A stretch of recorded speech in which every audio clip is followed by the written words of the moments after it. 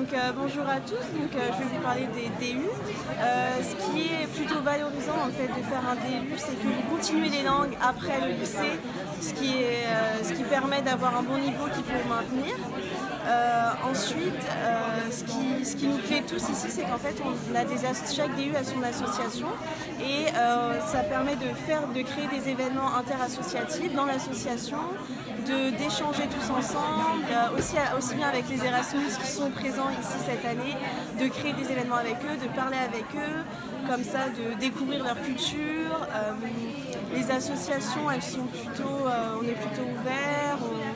On est ouvert à toutes sortes d'événements et voilà.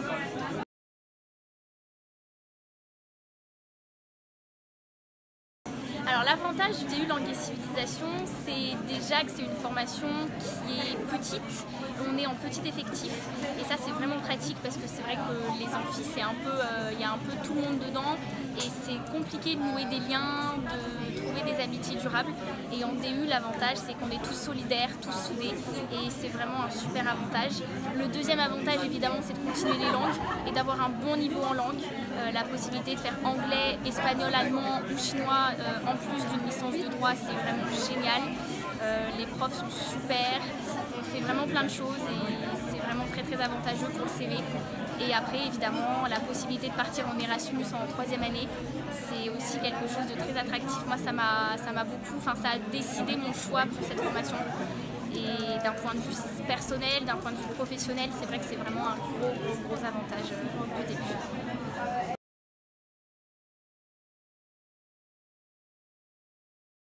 Alors qu'est-ce que je dirais aux lycéens? Déjà je leur dirais, si vous aimez les langues, c'est le cursus qui est fait pour vous.